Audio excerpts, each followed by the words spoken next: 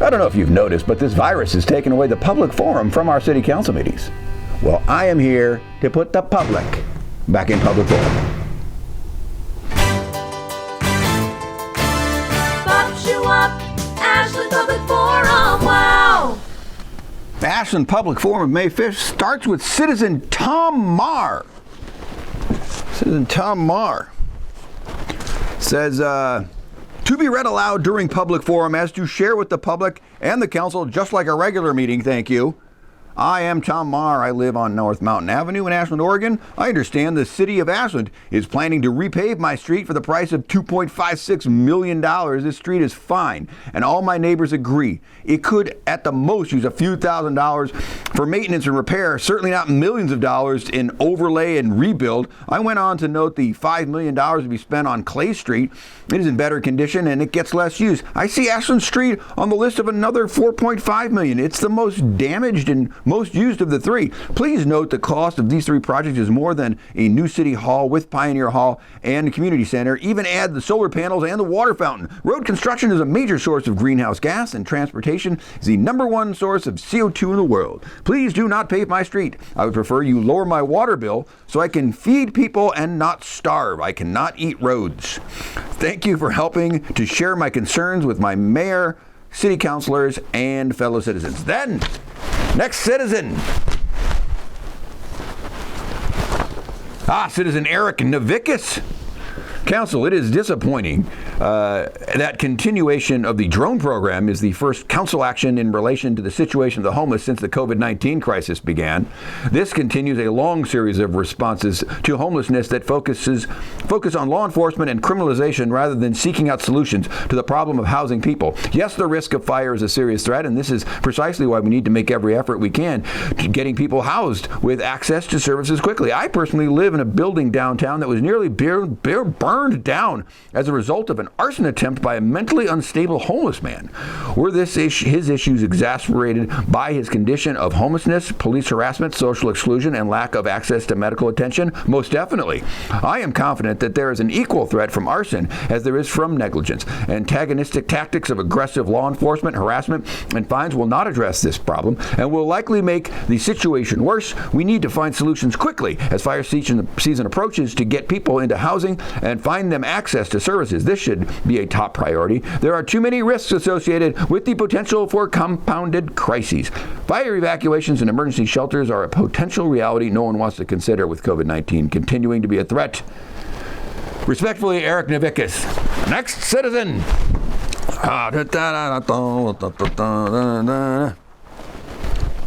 Citizens Nikki and Chris Keefe. To who it may concern, I am writing on behalf of the local small business in Ashland. This past weekend, our business, Bestow and Bloom, located at 149 North Pioneer Street, closed its doors for good.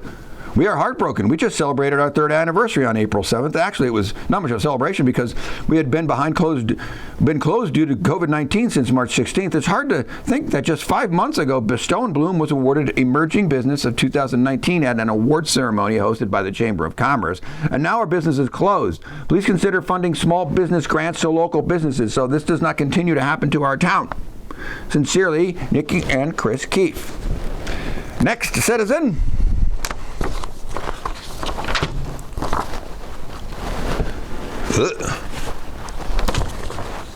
Citizen Andy Card. Council, my name is Andy Card, and I own Oberon's Restaurant and Bar on the Plaza. Oberon's has been completely shut down since Governor Brown gave her orders for restaurants to close in their dining operations on March 17th.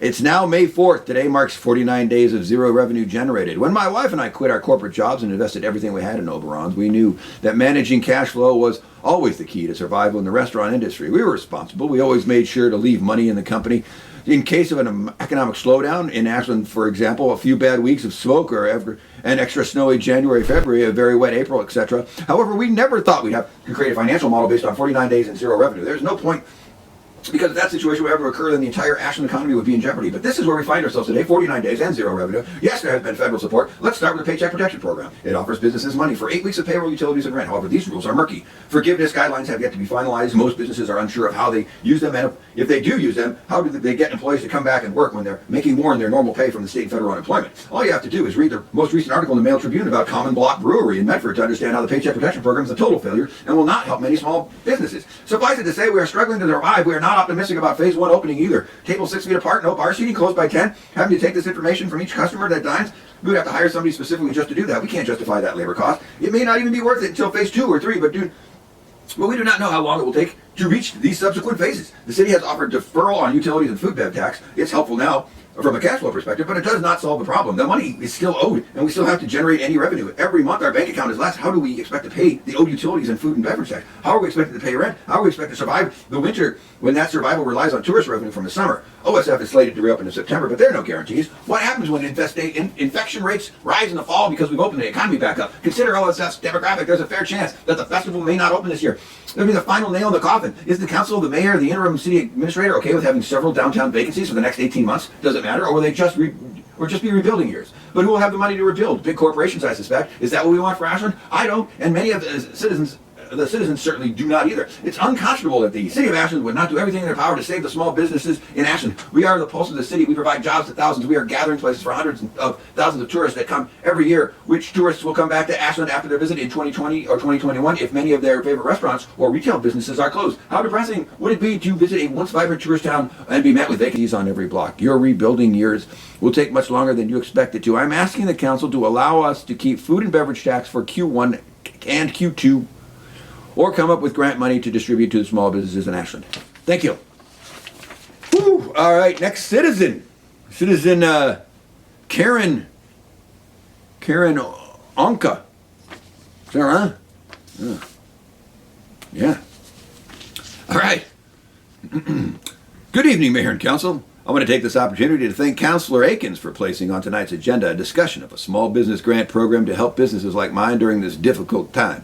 I also want to thank Councilor Slattery for his excellent recommendation on April 7th that the Council vote on a no vote on the bond measure in order to not appear tone deaf to the community. That would have been a very wise position for the Council to take, and I'm sorry to see it not adopted. As a result, the ensuing efforts to advocate for the passing of the bond has put you in directly at odds with the community and certainly with the small businesses in this town for seeming to place your priority on City Hall rather than assisting the entire community of struggling small businesses. I run a guest suite list listed on the Airbnb, VRBO, Booking.com, Flipkey. My entire calendar for May, June, July, and the first half of August has been essentially wiped clean, with cancellations save for a small handful of short-term reservations. Today, I've applied for the PPP unemployment and filed my 2019 taxes to ensure that I was in line to receive federal stimulus check. Today, I've not received a penny of assistance, through any one of these, and I'm also an Airbnb superhost and was told by them that there was a possibility of receiving an invitation to their grant program. Nothing. I am already in a precarious financial situation as the last 2 seasons of my rental have suffered losses due to wildfire smoke.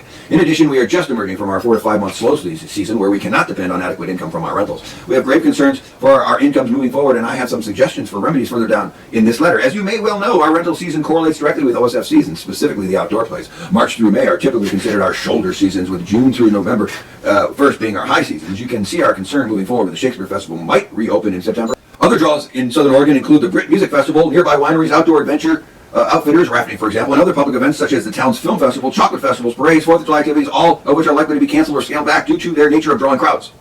We fill a significant and vital role in the city's economic structure. We work extremely hard to maintain attractive, clean, sanitary, inviting spaces for visitors to Ashland and pay dearly for that through our utility bills. I encourage you to read some of our reviews. We are delivering far more than a place to sleep. We are shuttling visitors to plays in the airports, leaving them local bottles of wine, pastries, and stocking our guest rooms with other local goods. We are patronizing the Ashland Co-op, the Grange, and other local businesses as we shop for our rooms and gardens. We are recommending our favorite restaurants, events, and shops. We are arranging for hiking, biking, and rafting excursions. We inform visitors about the local farmers markets, hot springs, community events, classes, winter sports, and art walks. We drive business in Ashland. We are on the front lines of promoting all the wonderful ways visitors can enjoy our town and region, and we do this at no extra cost to the visitor or city. We are motivated to offer highest quality experience we can possibly create, and our 5-star reviews speak to that. I have already spent time and money, and as I do every year during the slow season, in order to continue to deliver a high quality experience here at Stone's Throw Bungalow.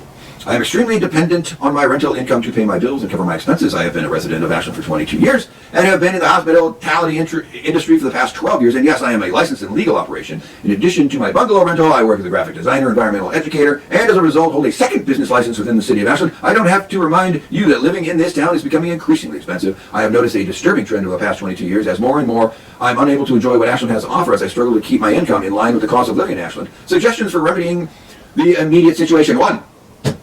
Using TOT reserves to serve as a rainy day fund to infuse these tiny businesses with a source of relief in the coming months, and continuing to have TOT reserves set aside for this purpose due to unforeseen impacts, including wildfires. 2. Issuing a credit on all utility bills, including revisiting the sewer rates you charge for even the smallest guest rental property. I live alone and rent 2 guest maximum in my business. 3 people cannot be having such. 3. Providing direct relief to our industry through other financial means that you are currently exploring and securing. Thank you so much for your time and attention to this matter. Sincerely, Karen Anka, proprietor, Stone's Throw Bungalow, Ashland, Oregon. There you go. Public forum, May 5th.